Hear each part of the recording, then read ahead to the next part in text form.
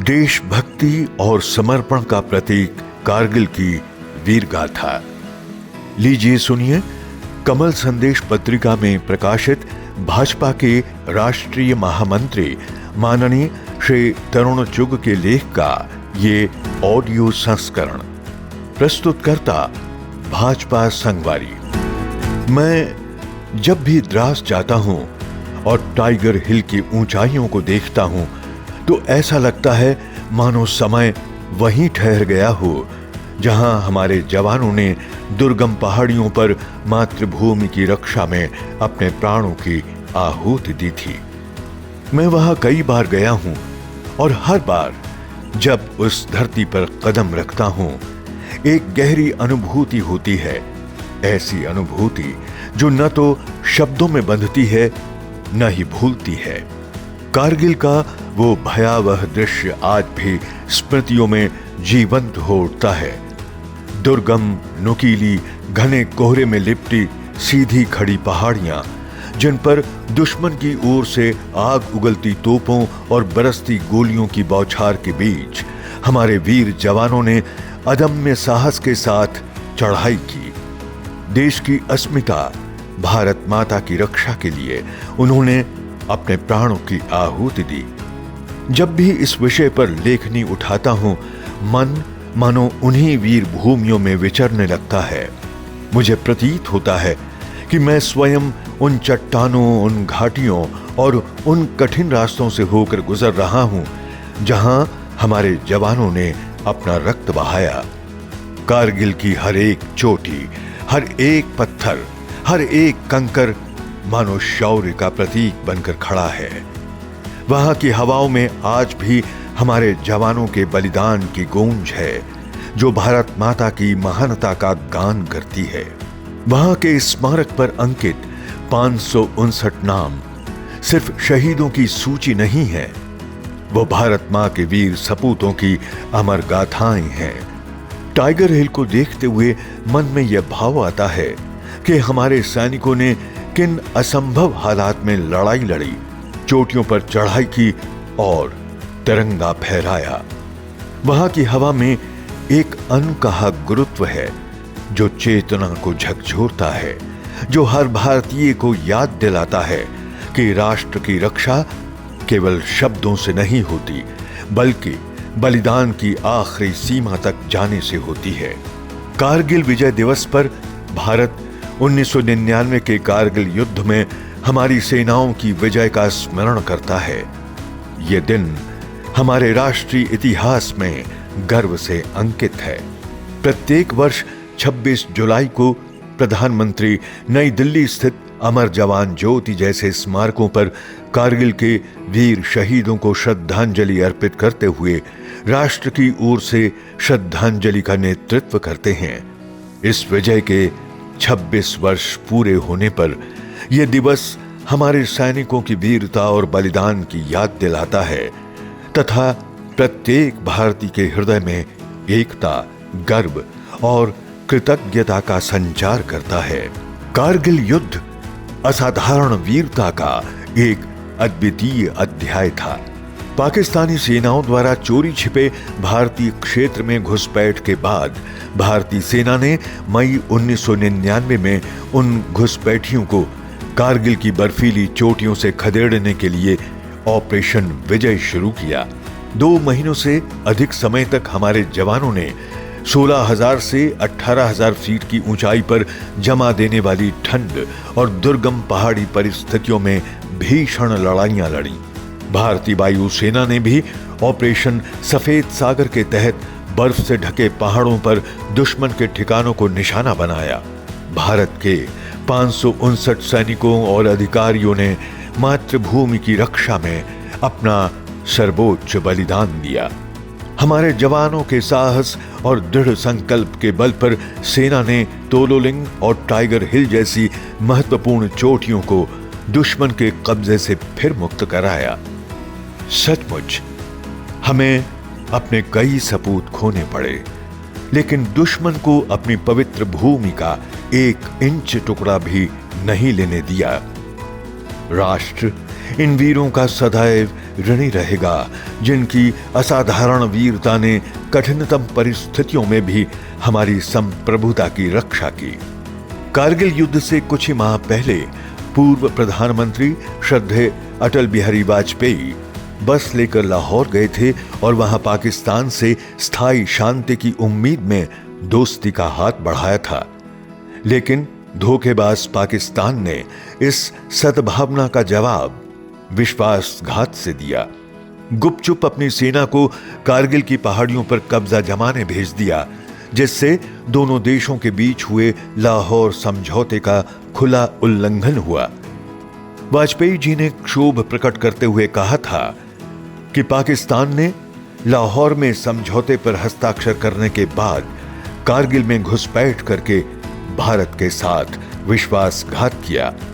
फिर भी पाकिस्तान की इस चाल का भारत ने तुरंत और दृढ़ उत्तर दिया।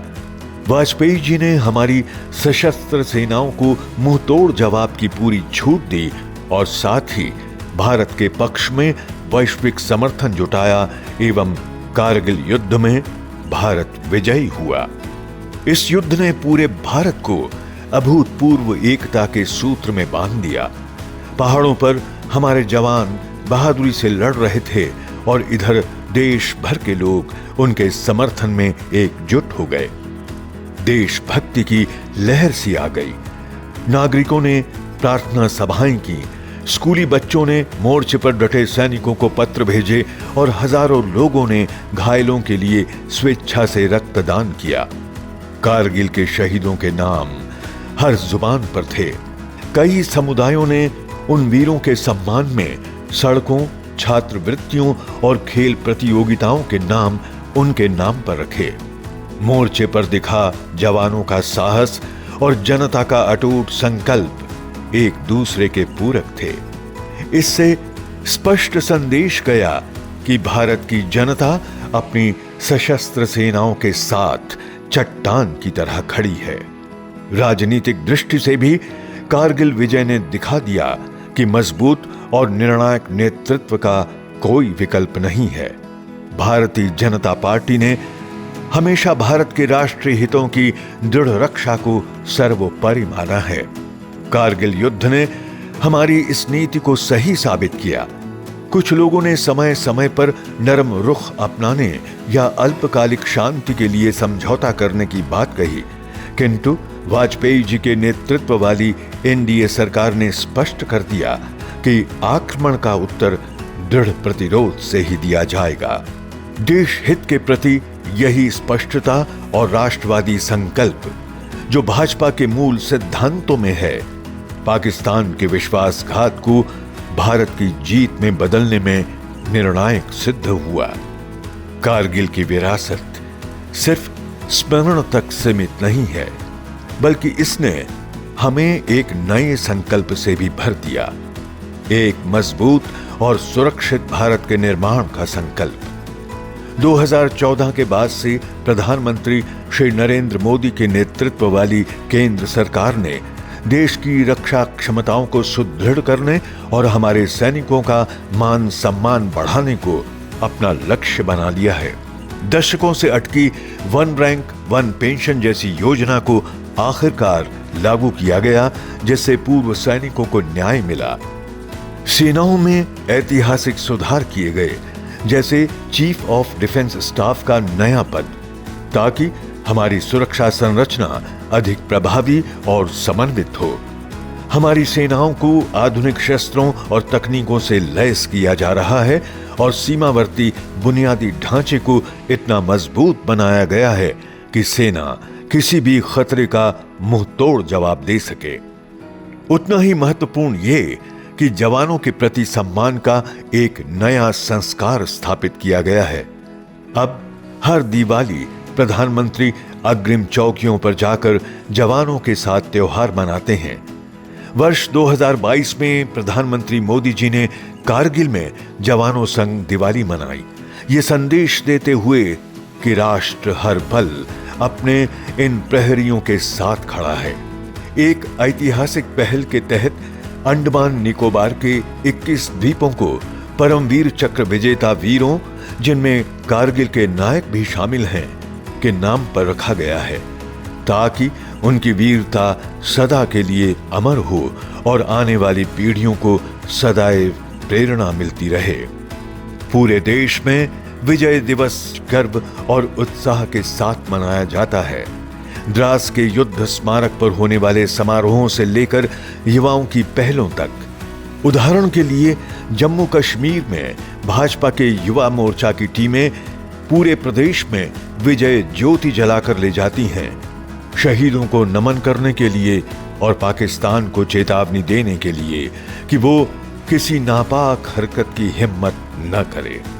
2016 की सर्जिकल स्ट्राइक से लेकर 2025 के ऑपरेशन सिंदूर तक मोदी सरकार ने दिखा दिया है कि भारत आतंकवाद या आक्रामकता के हर कृत्य का मुंह तोड़ जवाब देगा। चाहे नए स्मारकों का निर्माण हो, सैनिक कल्याण के उपाय हों या शत्रुओं के विरुद्ध निर्णायक कार्रवाई, कारगिल का जज्बा देश के नेतृत्व को लगातार मार्गदर्शन देता आ रहा है कि भारत की सुरक्षा हर कीमत पर सुनिश्चित की जाए। 1999 में जब कारगिल युद्ध जारी था, वर्तमान प्रधानमंत्री श्री नरेंद्र मोदी स्वयं कारगिल पहुंचे थे, जहां उन्होंने युद्ध क्षेत्र में डटे भारतीय जवानों से मुलाकात की और उनका मनोबल बढ़ाया। ये वही सोच और जुड़ाव है जो आज भी जारी है। प्रधानमंत्री बनने के बाद भी वे हर साल दीपावली अग्रिम चौकियों पर देश के जवानों के साथ मनाते हैं, चाहे वो सियाचिन हो, कारगिल हो या अरुणाचल की बर्फीली सीमाएं। ये केवल एक परंपरा नहीं, बल्कि उस निरंतरता का प्रतीक है जिसमें देश की रक्षा करने वालों के साथ सबसे पहले खड़ा होना उनकी प्राथमिकता है। आज का भारत आतंकवाद को बर्दाश्त करने वाला भारत नहीं है।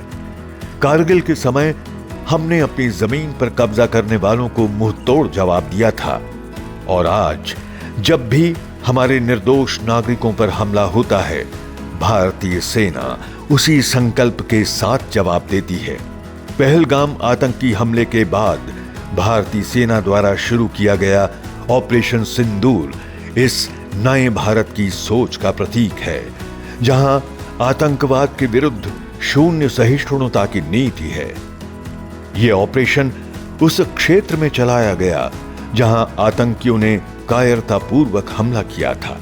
सेना ने न केवल इलाके की घेराबंदी की, बल्कि एक एक आतंकवादी को ढूंढकर समाप्त करने का संकल्प दिखाया।